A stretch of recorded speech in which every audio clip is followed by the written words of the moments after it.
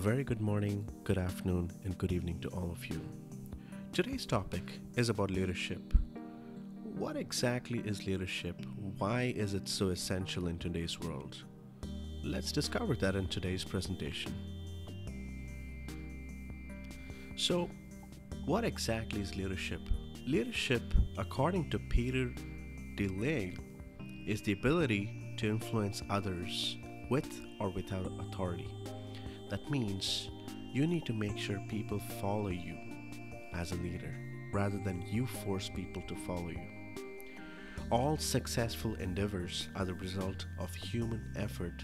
Thus, the ability to influence others is a derivation of communicating with people, conflict management, and problem solving. This basically means that these are the three important points wherein a leader can be successful and he can be called a leader. You just can't force someone to call someone a leader just because he wants you to call him a leader. It's how you show the path to call yourself a leader from others. Let's first discuss what exactly is a part of leadership, which is interpersonal effectiveness.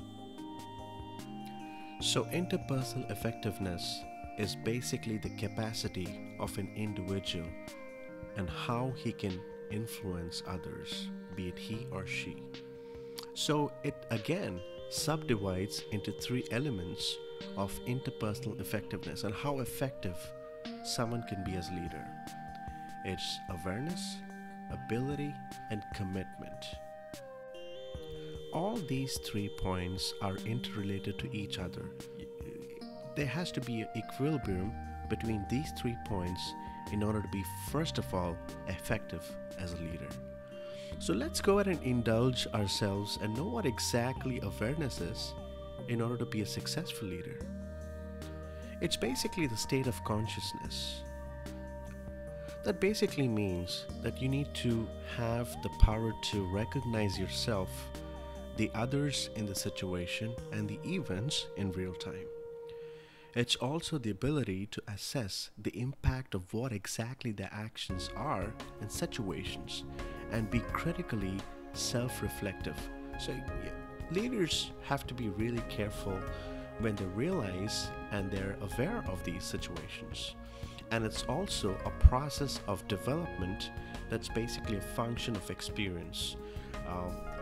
Obviously, through experience, leaders can self-develop certain solutions to most problems and how they discover newer problems and how they can overcome them.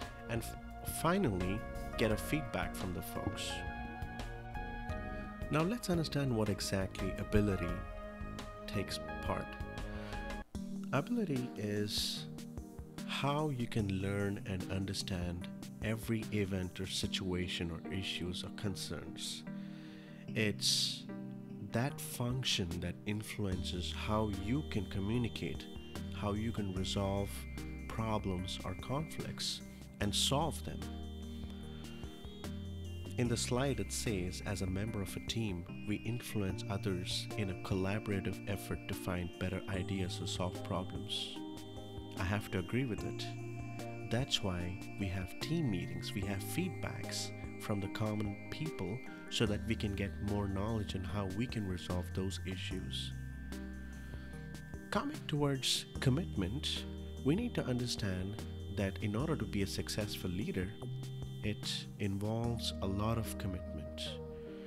For leaders, the one thing that leads to maturity is the full aware recognition that one's decisions make a difference, both in a positive way and a negative way, in the lives of others, and that any attempt to solve a problem might have decided negative impact on some while helping others. So it's should be balanced in the right momentum to be having a successful knowledge of committing yourself as a leader. To know more about the attributes of being a leader, first of all, the leader should have a vision. Try to know what exactly a target or goal he or she might have being a leader, be it a politician or a business leader. Effective leaders know what they want to do and have the strength of character to pursue their objectives in the face of opposition and in spite of failures.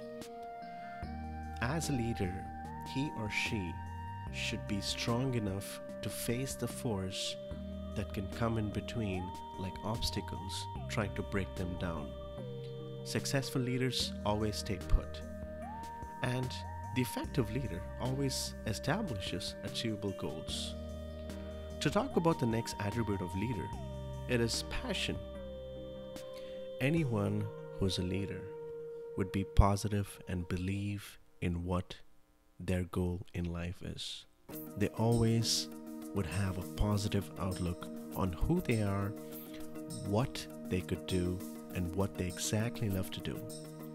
So basically, their passion for life is a guiding star for others to follow because they always radiate promise.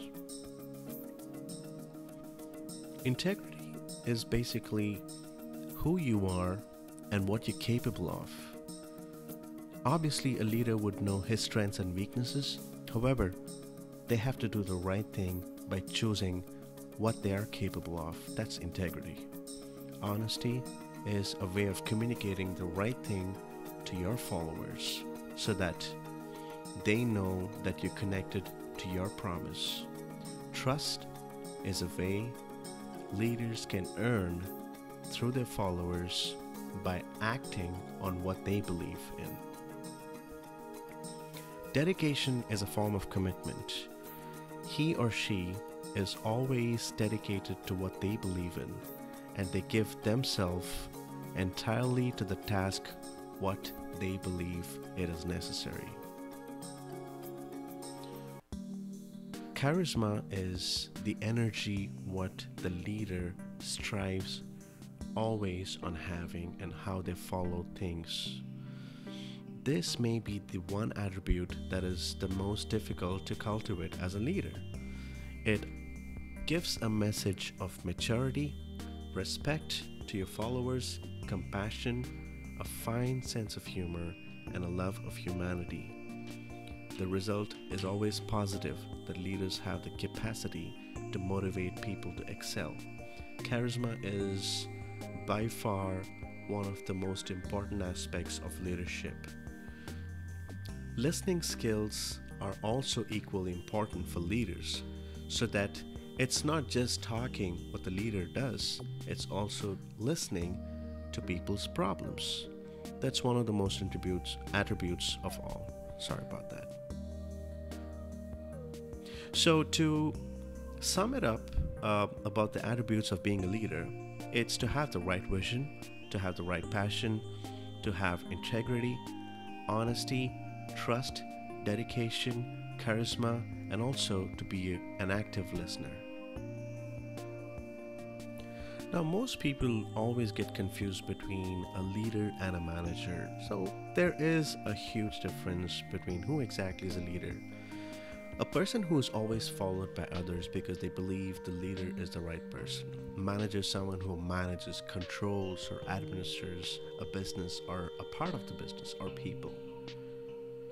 So leadership is the capacity or the ability to develop a vision that he or she believes in and also motivates others to move with a passion towards a common goal or an objective. To again just quickly give you a difference if some of you are confused, leaders are the ones who do the right thing. Of course, managers do the right thing too. However, managers are directed by leaders to do things right, basically to manage things.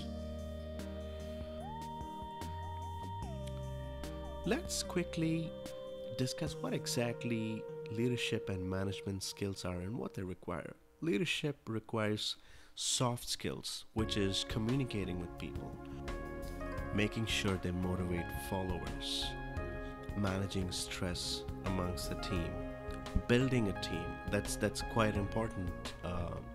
It's been happening throughout the years and how they form a team. Back in the day, teams were just formed and they were just doing their job from 9 to 5. However, as things have progressed, it's very important to know how exactly your team responds. What your team needs is very important. So, listening skills, as discussed before, is quite important too when it comes to leadership skills, which is soft skills. And finally, change management.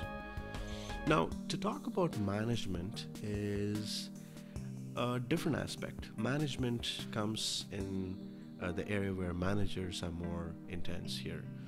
That requires scheduling, a 9 to 5 job, staffing to make sure that the productivity is met every day on a 100% basis, activity analysis, and finally project controls, trying to make sure the project is going on at the right direction and at the scheduled time. Now, being a leader is, if you want to get ahead, be a leader, you need to assume that everything happens to you results in a situation that is in your control. Now, leaders can't act in a way that things are not in their control. It's not the right attitude. The attitude you convey is what you're judged on. That's very important. That what you think and do in your private life is what you will reap in your public or corporate life. So it's important to be the right person. You just can't be a right positive leader just from 9 to 5 and back when you get back home you're a different guy. You need to have the right attitude. You need to have the positive mental attitude. You are what you think and believe as a leader. If you never meet a challenge, you will never find out what you're worth. So a leader should be having the right positive attitudes to accomplish goals. To also say that you need to take control of your life as a leader. You just can't go haywire. You need to always assume that you're responsible for everything, for who you are. You need to always convey a positive and dynamic attitude in everything you do. We can take an example of presidents and prime ministers and politicians who have been successful leaders from a long time.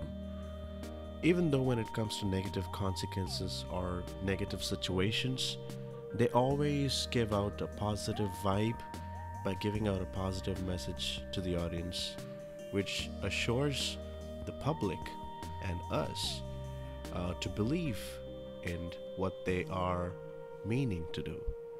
So that's basically a way to convey a positive message. Also, to accept blame. Learn from your own mistakes as well as those of others. Take blame for everything that happens in your unit. I believe that's an important point, because when it comes to business leaders, they need to take full responsibility for whatever it is, be it positive or negative. So in that sense, we can say they can take the blame for everything that happens in their business or unit. Give credit wherever it is due. It is very, very important to make sure that you give credit for the work that has been done by the team members or the others. Be compassionate when you review your team members' progress or lack thereof. Same point defined as previous. A leader is someone who needs to always look at the right direction, think big. Let's even give an example of Donald Trump. He made a quote almost 10-15 years ago saying, think big and kick ass. He also wrote a book titled as that. So, in my opinion, thinking big is the right way for a leader to go ahead in the right direction, because small thinking is why companies can go broke. It's definitely a good way for companies if they plan on thinking small, like downsizing. But however, thinking big makes people more creative and innovative so that they can take more challenges. Like, for example, if you target at the moon, at least you can reach the skies. Turn disasters into opportunities. Turn every obstacle into a personal triumph. It's like a milestone. Determine your real goals, then strive to achieve them. When you want to tell someone something important, you need to do it personally. I really think this is a very strong point because it's very important for a leader not to just speak generally to the audience or the public or his team, but it's very important for him or her to connect with a team member, recognize them, and talk to them personally. It's very important. Also, don't be afraid to get your hands dirty doing what you ask others to do. Make coffee.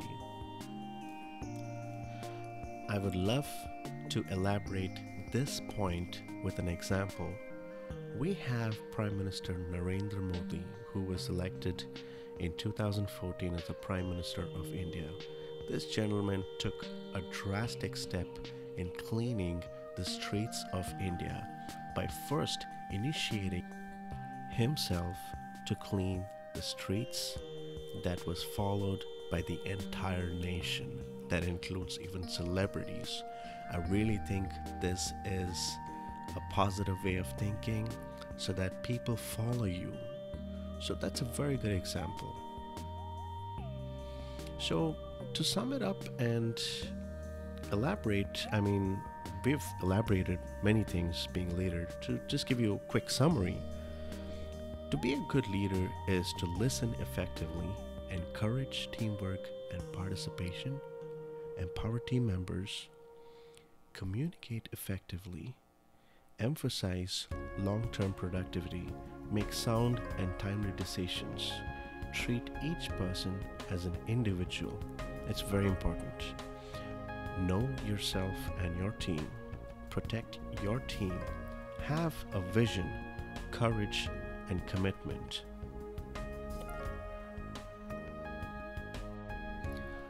I'd like to speak about holistic communications. First of all, we need to figure out what exactly this means. It's a counterpart as that regards to an appearance. That's basically, if you think about a person like Gandhi, you can think about as peace. So it's a metaphor in a way. It's like a character of a thing or a person as perceived by the public. Let's give a quick overview about what exactly we mean by holistic communications. It's very important for a leader to hold a good body language, because body language is not just the way you sit or stand. It's the way you're responding to the public or to the media. So it indicates whether you're an open person who can be easily approachable, whether you're friendly, tell others whether you could be a good team player, suggest that you're frank and honest, tells others what you really think of them, shows whether you're a part of the team. So this is an important aspect in my opinion, because that's the way people can respond and approach you if they have any concerns or problems. We also need to note the way someone dresses when he or she is a leader. It indicates whether you have a conventional idea or are you radical. It also shows how tidy and neat you are. That could definitely give a personality overview or an understanding for the other person. It suggests whether you will fit in with the company's image. It also makes a statement about whether or not you care enough to find out about the company, its image, and its objectives. It shows indirectly whether you're confident. It is so important whether or not you believe in yourself. The way you write, speak, or communicate. It generally conveys whether, as a person, you're warm and friendly or appear to be cool and reserved. It also tells whether you are dynamic and energetic or whether you are lethargic or procrastinate. It conveys an image of you as either intuitive in solving problems or logical, solving problems step by step. It also says whether you want to communicate with others or not. It says whether you try to avoid conflict or seek it. It says whether you're materialistic or idealistic. So these are some of the things a leader should think about when he tries to communicate to the team or the company as a whole. So to conclude what exactly holistic communications is, it's basically a concept wherein everything we do conveys something about ourselves. So it's very important for a leader to stay positive, give the right vibe, have the right positive body language. So if you want to achieve greatness in your chosen objectives, you need to communicate holistically. It is not enough to write well or know a lot about big words. You must be able to project an image that will lead to success. You can change the way you appear to others by changing your behavior pattern. If you want to change your behavior pattern, you must change everything about yourself. Talking about building a team, we need to understand why would someone want to become a part of a team. An effective team is a team that helps one feel they are doing something worthwhile for themselves and the organization, enjoying a more satisfying work life, more in control of their jobs, making contributions which are well used, learning new skills, recognized and respected. These are some of the points which are quite primary in order to build an effective team. A leader should be in control of how they respond as a team. He needs to be able to manage conflicts. Also, when it comes to developing any skills that could accomplish their goals with ease and sooner. When a team is operating well, the leader and the members are clear on team goals and are committed to them. They feel that the ownership of problems rather than blaming them on others, which is very important.